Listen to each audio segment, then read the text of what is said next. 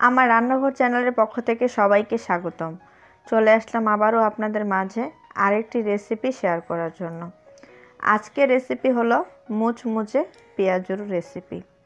আপনারা এটা গরম ভাতের সাথে অথবা বিকালে নাস্তা রেসিপি হিসেবে এই রেসিপিটা তৈরি করে খেতে পারবেন। তো রেসিপিটা বানানোর জন্য প্রথমে একটা মিক্সিং বোলে নিয়ে নিচ্ছি 300 গ্রাম পরিমাণে পেঁয়াজ কুচি। আমি পেঁয়াজগুলো একটু মোটা মোটা করে কেটে নিয়েছি। এরপর এখানে দিয়ে দিচ্ছি হাফ চামচ লবণ, আপনারা আপনাদের স্বাদ মতো দিয়ে দেবেন। এখন হাত দিয়ে পেঁয়াজটা একটু চটকিয়ে নিব, যাতে করে পেঁয়াজের যে ভাঁজটা আছে সেটা খুব ভালোভাবে খুলে যায় আর পেঁয়াজের ভিতরে যে পানিটা থাকে সেটা খুব ভালোভাবে বের হয়ে আসে। এই রেসিপিটাতে আমরা আর অন্য কোনো পানি ব্যবহার করব না, পেঁয়াজের ভিতরে যে পানিটা থাকে সেটা দিয়ে আমরা এটা তৈরি করে নেব। তো আমার পেঁয়াজটা নরম করে নেওয়া হয়ে গেছে। এখন আমি এখানে দিয়ে দিচ্ছি 1 চামচ রসুন কুচি, দিয়ে দিচ্ছি 1 টেবিল চামচ কাঁচামরিচ কুচি, হাফ চামচ চিলি ফ্লেক্স, হাফ চামচ ভাজা জিরার গুঁড়া, হাফ চামচ ধনিয়া গুঁড়া, হাফ চামচ হলুদের গুঁড়া, হাফ কাপ পরিমাণে বেসন, আর বেসনটা অবশ্যই চেলে তারপর ব্যবহার করবেন। এরপর দিয়ে দিচ্ছি 1/4 চা চামচ গরম মশলার গুঁড়া। এখন হাত দিয়ে সব কিছু খুব ভালো করে মিশিয়ে নিচ্ছি।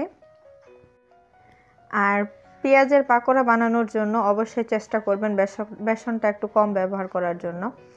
যদি বেশি ব্যবহার করেন তাহলে কিন্তু খেতে ভালো লাগবে না। শুধুমাত্র পেঁয়াজটাকে একটু আঠালো করার জন্য আমাদেরকে এখানে বেসনটা ব্যবহার করতে হবে। তো সব কিছু খুব ভালো করে মেশানোর পর এখন আমি এখানে দিয়ে দিচ্ছি 1 টেবিল চামচ ফুটন্ত তেল। তারপর সব কিছু আবারও খুব ভালো করে মিশিয়ে নিচ্ছি। এই ফুটন্ত তেলটা দেওয়ার কারণে যখন আমরা ভাজবো তখন তেল কম টানবে আর অনেকটা ক্রিস্পি হবে। এরপর একটা কড়াইতে বেশ অনেকটা পরিমাণে তেল গরম করে আমি এখানে পাকোড়াগুলো দিয়ে দিচ্ছি। আর প্রায় 6 থেকে 7 মিনিটের মতো মাঝারি আছে আমাদেরকে এটা ভেজে নিতে হবে। আর অবশ্যই কিন্তু চেষ্টা করবেন একটু সময় নিয়ে আর কম আছে এটা ভাজতে। যত সময় নিয়ে আর কম আছে ভাজবেন ততই কিন্তু ভিতর থেকে এটা অনেকটা ক্রিস্পি হবে। খুব দ্রুত যদি এটা ভেজে নেন তাহলে উপরে কালার চলে আসবে কিন্তু ভিতরে কাঁচা থেকে যাবে।